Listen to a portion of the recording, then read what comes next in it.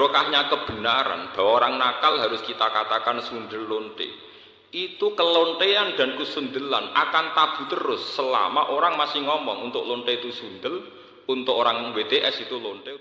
Duhai perempuan-perempuan dimanapun anda berada yang terjebak dalam pengaruh setan untuk menjajakkan dirinya sehingga disebut dengan pelacur. Maaf, saya tidak ingin memperindah bahasa ini. Saya tegaskan pada anda ya, kalau maksiat itu istilahnya jangan dibikin sopan. Kalau dibikin sopan nanti bangga tampilannya.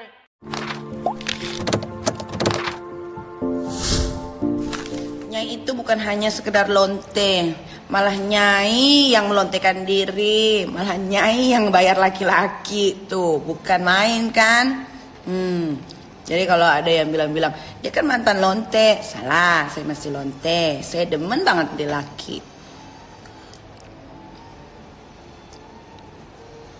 Setahu gue, Habib itu, nama Habib itu adalah tukang obat. Screenshot. Baik.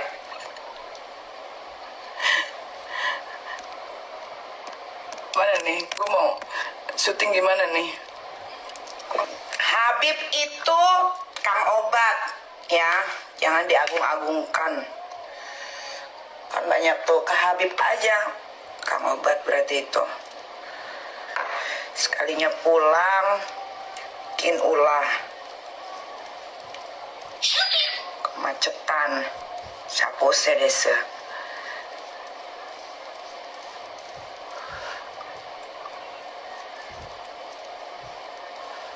Kayak begitu diagung-agungkan. Nabi Muhammad itu yang jelas Nabi, baru ini manusia udah bikin ulah terus. Nanti banyak antek-anteknya nih mulai nih ya. Takut juga gue. Kepadamu, hei, babi betina lonte oplosan penjual selangkangan, saya himbau. 1 kali 24 jam kau tidak melakukan klarifikasi dan permintaan maaf di depan publik secara terbuka, saya Maher At-Twailibi beserta 800 laskar pembela ulama akan mengepung rumahmu. Saya serius. Ada lonte hina Habib.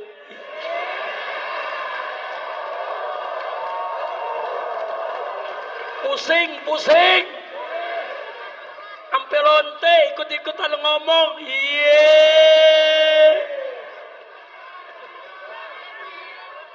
Saudara, lanjut jangan. Ya lu jangan berisik dong.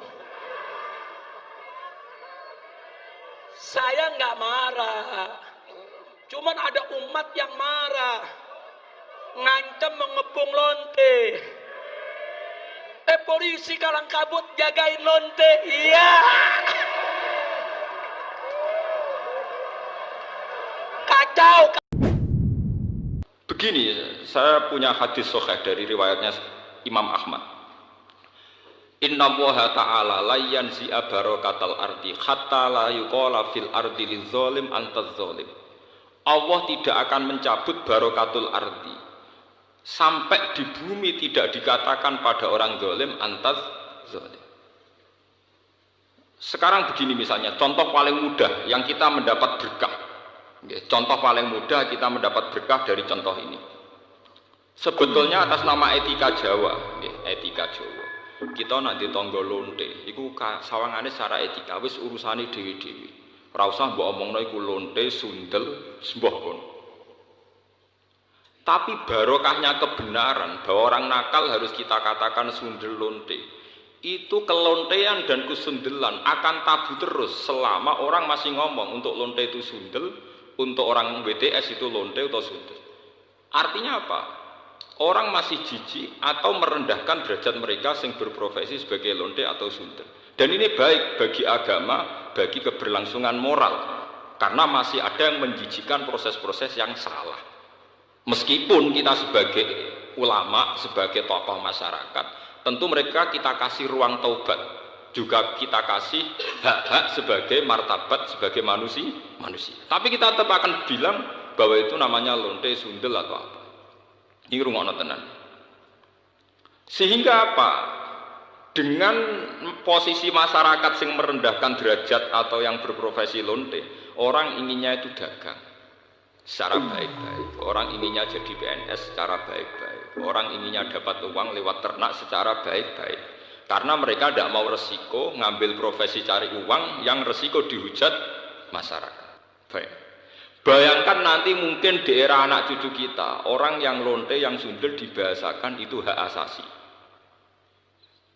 Sehingga orang mungkin generasi anak cucu kita sudah tidak ada istilah lonte sundel. Setiap perilaku sosial dianggap hak asasi. Dan itu awal dari tidak ada agama. Puan menjajakan diri di malam hari, jangan disebut kupu-kupu, nggak ada hubungan. Kupu-kupu aja nggak begitu. Ya, sebut aja dengan bahasa yang menjijikkan itu sehingga orang menjauhinya. Pelacur, selesai. Laki-lakinya apa? Jangan dipersempit. Buaya, buaya aja nggak begitu. Udah sebut aja misalnya pria jahat, pria buruk, pria pezina, selesai. Tuh pria pezina tuh, bukan itu hidung belang, hidungnya sama, nggak belang dia. Katakan pezina. Begitu disebut pezina, dia akan menjauhi perbuatan itu. Ayo, tempat-tempat zina, sebut aja begitu. Ya jangan disebut dengan kalimat-kalimat yang indah. Begitu disebut dengan kalimat yang indah, seakan-akan perbuatan itu menjadi baik. Teruskan. Pernah dengar tentang hadis ini? Seorang pelacur memberikan air, minuman kepada seekor anjing. Ketika diberikan itu tiba-tiba keluar firman-Nya dengan segala keikhlasannya dia masuk ke dalam surga. Pernah dengar hadis itu? Jangan salah baca. Kalau salah baca nanti, jadi pelacur aja bisa masuk surga? Cukup cari anjing aja, anjing kasih minum surga. Kalau seperti itu enak banget. Bukan, cara bacanya adalah ketika dia memberi minuman itu, dia sadar dengan dirinya. Ini anjing aja hewan najis, disebut najis, keadaannya terhina, diberikan minuman, tiba-tiba dia bisa berubah beraktivitas dengan cara yang baik. Saya manusia, bukan hewan. Walaupun saya melakukan perbuatan hina, kenapa saya tidak berubah seperti anjing ini punya energi? Dalam bahasa syariat, wahyu itu disebut dengan tuntunan air.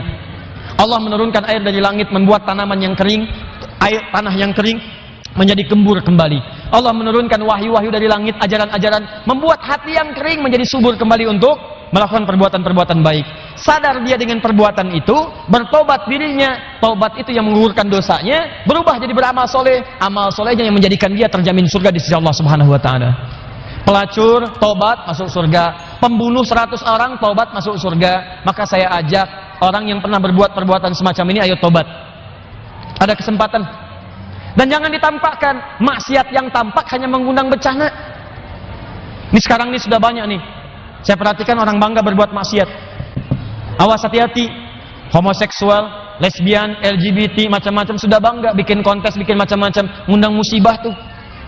Ngundang musibah. Dan kita doakan, kita ajak mereka dakwahi dengan lembut supaya meninggalkan perbuatan-perbuatannya.